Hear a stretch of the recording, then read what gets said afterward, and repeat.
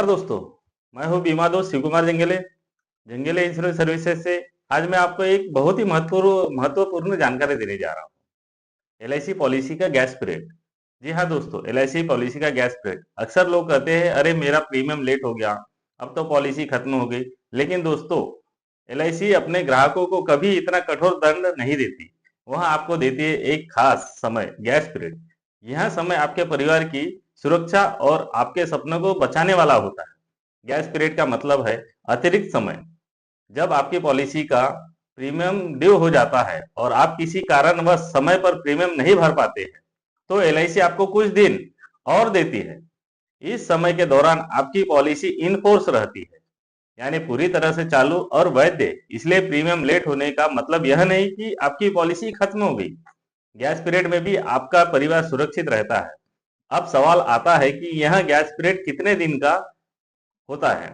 अगर आपकी पॉलिसी का प्रीमियम मंथली है तो आपको मिलती है 15 दिन का गैस पीरियड। और अगर आपकी पॉलिसी का प्रीमियम क्वार्टरली, हाफ ईयरली या ईयरली है तो आपको मिलता है 30 दिन का गैस पीरियड। और एक और खास नियम, अगर गैस पीरियड का आखिरी दिन रविवार या छुट्टी है तो आपको अगले वर्किंग डे तक का समय मिल जाता है।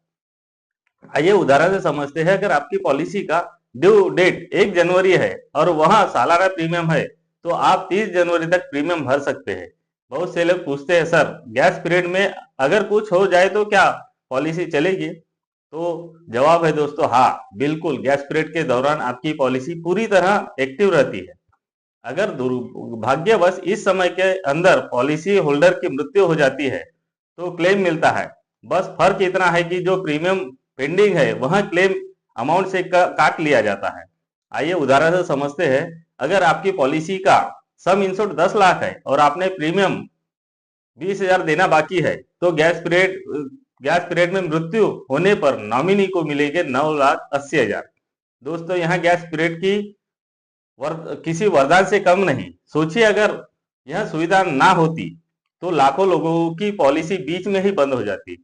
गैस पीरियड आपके लिए एक सुरक्षा जाल है।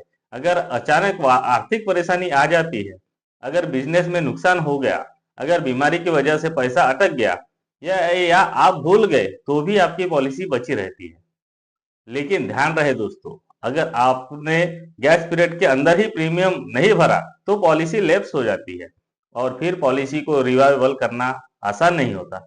इसके लिए आपको रिवाइवल फॉर्म भरना पड़ता है और हेल्थ रिपोर्ट देनी पड़ सकती है।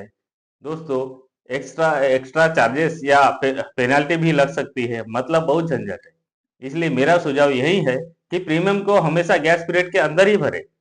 कुछ लोग सोचते हैं अभी गैस पीरियड है, बाद में भर देंगे, ऐसा होता है। और कई लोग इसी चक्कर में उसे भरना भूल जाते हैं और कुछ लोग आखिरी दिन तक इंतजार करते हैं। अगर उस दिन इंटरनेट बंद हो गया, बैंक बंद रहा तो प्रीमियम भर नहीं पाते। दोस्तों, यहाँ लापरवाही आपके लिए और आपके परिवारों का बहुत बड़ा नुकसान पहुंचा सकती है। तो आपको करना क्या है, मोबाइल या कैलेंडर में रिमाइंडर सेट करें, LIC app, net banking, UPI का इस्तेमाल करें, ऑटो डेबिट सुविधा ले ताकि प्रीमियम खुद ब खुद कट जाए। और हमेशा कोशिश करें ड्यू डेट से 4-5 दिन पहले ही प्रीमियम भर ले। याद रखिए, गैस पीरियड एक्स्ट्रा बैकअप है, डिले करने का लाइसेंस नहीं। दोस्तों, इंश्योरेंस सिर्फ एक कागज का टुकड़ा नहीं, यह आपके परिवार का भविष्य है।